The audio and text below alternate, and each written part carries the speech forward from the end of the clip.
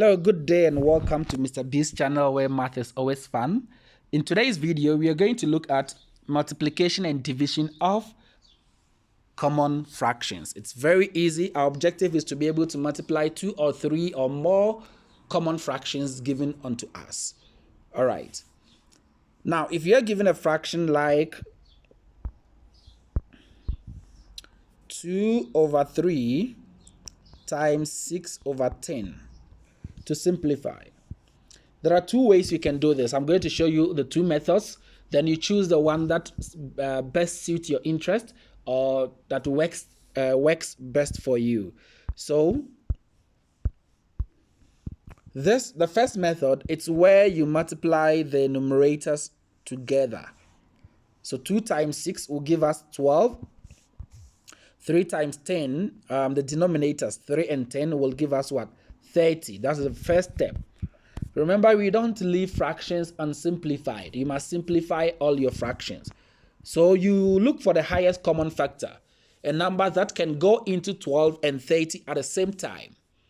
If that is difficult to find, use a simple number that can go into a simple common factor like 2. 2 goes into 12, it's what? It's 6. 2 goes into 30, it's 15. Still, we are not done. 6 and 15, we can still simplify. That's why I recommend using the highest common factor, which is what? 6. We know 6 can go into 12. 6 goes into 12 2 times, or 12 divided by 6. So we're dividing both sides by the same number, 6. So 12 divided by 6 is a 2. 12 divided by 30 divided by 6 is a 5. 2 and 5 are both prime numbers. We cannot simplify again. Therefore, our answer is 2 over 5. Got it? Got it? Great. Now, let me explain the other method which I spoke about. Then you go with 1. So, it's the same thing. 2 over 3 times 6 over 10. That is the method of what? Simplification or cancellations. We know that 2 is a numerator, it's on top, right? 10 is a denominator, it is down. So numerators and denominators can divide each other, they can cancel out.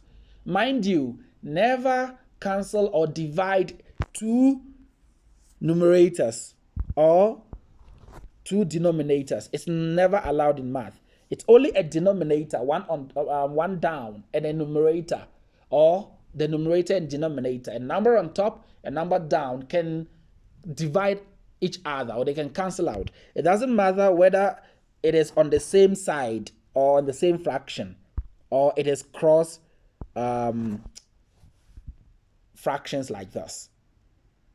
I hope that makes sense. Good. So 2 can divide 10. 2 goes into itself, we have a 1. 2 divides 10, we have what? 5 down here. Same way, 3 divides 3, it's a 1. 3 cancels 6 or divides 6, it's a 2. So we have simplified this. The next step is to multiply out the numerators. We are left with 1 and 2. 1 times 2, it's 2. 1 times 5, it's what? It's a 5. So our answer is the same as what we got at first, 2 over 5. So this is a method of cancellation or divisions. And the other is where you multiply the numerators, multiply denominators. Go through the two and choose which one it's easier for you to work with. Got it? Got it? Great. Now, we look at a second example. 4 whole 2 over 5 times 2 whole 1 over 2. Okay. As I explained in the addition and subtraction, I said whenever you get a mixed number, the first idea is to change it to improper.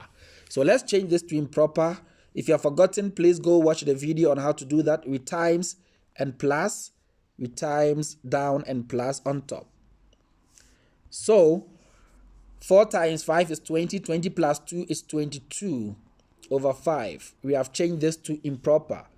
Times, we do the same thing for this side. 2 times 2, it's 4. 4 plus 1, it's a 5. 5 over 2. All right, now it comes back to multiplication. We know the two rules that I've taught you now, the two methods. Choose one of them. If you want to cancel out, which is easier, we can do that.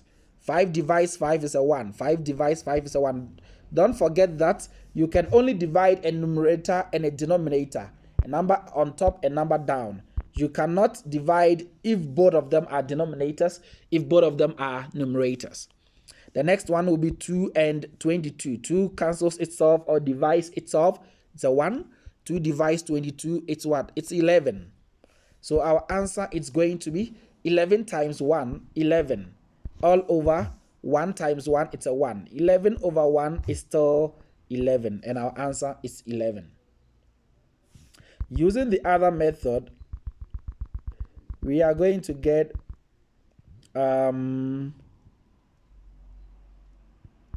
okay, so it's going to be, yes, this we have. So the other method I taught you was this: multiply out the numerators.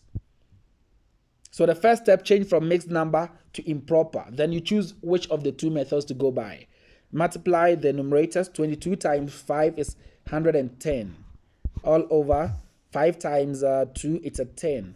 So 110 divided by 10, you divide out. Zeros can cancel each other. 11 over 1 is a 11. So the answer is 11 like this. Got it? Great. Now division. Let's look at an example of division. 2 over 3 divided by 10 over 6. Okay, it's a very simple step. The only clue here is that we must change the sign division to multiplication. That is the only clue or the only trick here. Change division to multiplication. How do you do that? So it's the first fraction always remains the same. 2 over 3. It remains the same, doesn't change. Then the sign division changes to multiplication. 10 over 6, now we reciprocate. We turn it upside down. The key word is reciprocal. Reciprocal in math means turn it upside down. Okay, so 10 over 6, we turn it upside down. The 6, which is a denominator, now becomes the numerator. It goes up. Then the 10, which was a numerator, now comes down as the denominator. Does that make sense? So we have changed from division to multiplication by turning the second fraction upside down. 10 over 6 is now 6 over 10. Do you get the trick there? So that is the basic idea. Always change from division to multiplication. Then turn the second fraction upside down. Get it? Got it? Great. Now, after getting that, the next step is basic multiplication, which we have explained already. You can go by any of the methods. You can multiply your numerators. 2 times 6 is a 12 over 3 times 10, it's what? 30. 12 over 30, we are not done. We can simplify using 6. 6 goes into 12, that's 2 times. 6 goes into 30, that is 5 times. So when you get the multiplication, then you can work on that using any of the two methods I have already explained to you. But your basic idea in division is to change the division to multiplication by turning the second fraction. Always it is the second fraction. You turn it upside down. Get it? Got it? Great.